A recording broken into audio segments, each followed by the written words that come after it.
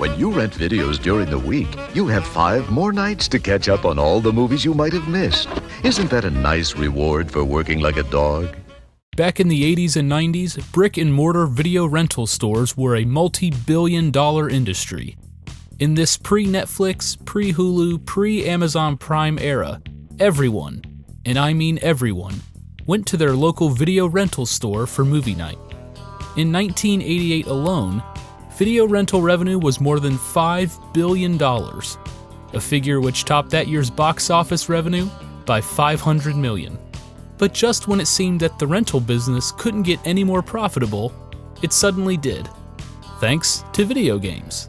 Rental stores like Blockbuster made a killing off of video game rentals, and gamers were thrilled to try out a game at a fraction of its retail cost. But not everyone was happy. In fact, one company in particular was livid about the whole situation. They worried gamers would rent video games instead of buying them, and they felt cheated out of potential profits. So, publicly and privately, through lawsuits, legislation, and strict company policies, Nintendo fought the rental industry every step of the way.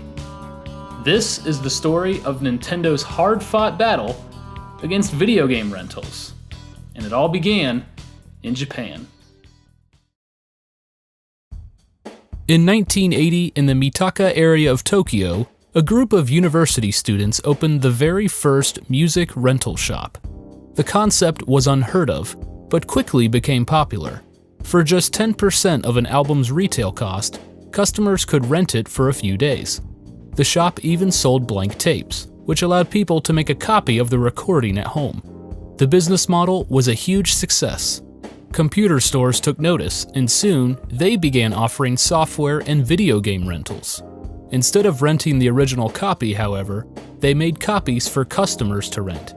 Some stores even sold cracking software, which allowed customers to get around copy protection and make a copy for themselves.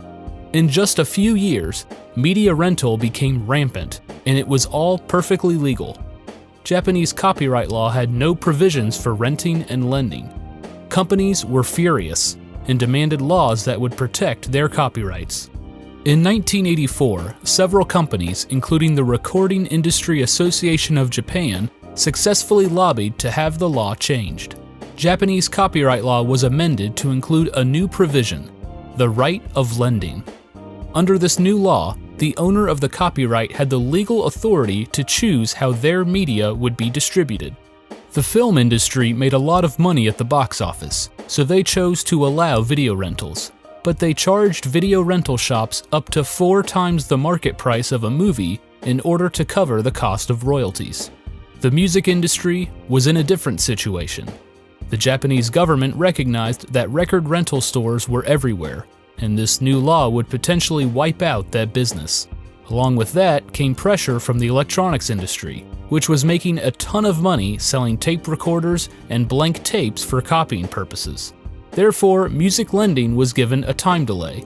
Music rental stores would have to wait about 1 to 3 weeks after an album was released before getting a copy. They would also have to regularly pay royalties to the record companies. But for all the compromising going on, the software and video game industry wouldn't budge. They deemed the rental industry a huge threat to their business. From that point on, video game and software rentals were essentially banned in Japan, unless the copyright holder gave permission. The law is still in effect to this day. In the United States, though, things were different, and Nintendo was ready to change that. Music rentals were banned in the United States, but the video rental business was booming. By 1988, annual revenues from video rental stores surpassed $5 billion, overtaking box office revenue of more than $4.5 billion. While most of this revenue was from movie rentals, a small but growing percentage came from another form of entertainment: video games. The Nintendo Entertainment System launched in 1985, and by 1989, sales were through the roof. In 1988 alone, Nintendo sold more than 7 million consoles and 33 million game cartridges. 1 out of every 4 households had a Nintendo Entertainment System. Video rental stores created video game sections to meet the growing demand. This was great for the consumer. It allowed customers to try a game before buying it, at around the same price of renting a movie. Nintendo, however, wasn't so pleased. Video game rental is nothing less than commercial rape. I can spend thousands of hours and millions of dollars creating a game. I expect, therefore, to be compensated every time the thing sells. All of a sudden, out of the blue, comes a system that distributes my game to thousands of people and I get no royalty. The guy who developed the game and Nintendo gets screwed. Howard Lincoln, Vice President, Nintendo of America. To be fair, the video game industry wasn't getting the same deal as the movie industry. A film usually stayed in theaters for at least 6 months before going to video, which gave it plenty of time to rack up profit.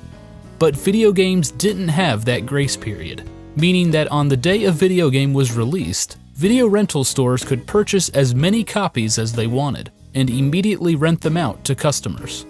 Nintendo wanted desperately to change the status quo, and they saw their opportunity in a bill that was making its way through Congress. It was called the Computer Software Rental Amendments Act. The Software Publishers Association, along with computer companies like Microsoft, pushed for legislation that would effectively ban computer software rentals. Piracy was becoming a problem in the industry, and they viewed this legislation as the best way to curtail it. The music industry was protected from rentals, thanks to the Record Rental Amendment Act of 1984. Software companies wanted the same considerations. Nintendo argued that they should be included in the bill, since video games can be considered software. But the Video Software Dealers Association, the lobby group that represented rental stores, said otherwise. They promised to do everything in their power to defeat the bill if video games were included. Software companies and the Software Publishers Association eventually gave in and added an exemption to the bill, which stated that the rental agreement would exclude, quote, a computer program embodied in or used in conjunction with a limited-purpose computer that is designed for playing video games and may be designed for other purposes. Their reasoning? Copying video games like Nintendo cartridges was nearly impossible, unlike standard computer software. Their argument won out, and President George Bush signed the bill into law on December 1st, 1990. Meanwhile, down but not out, Nintendo pushed for a compromise bill. Introduced by Representative Joe Barton of Texas, it was known as the Computer Software Protection Act.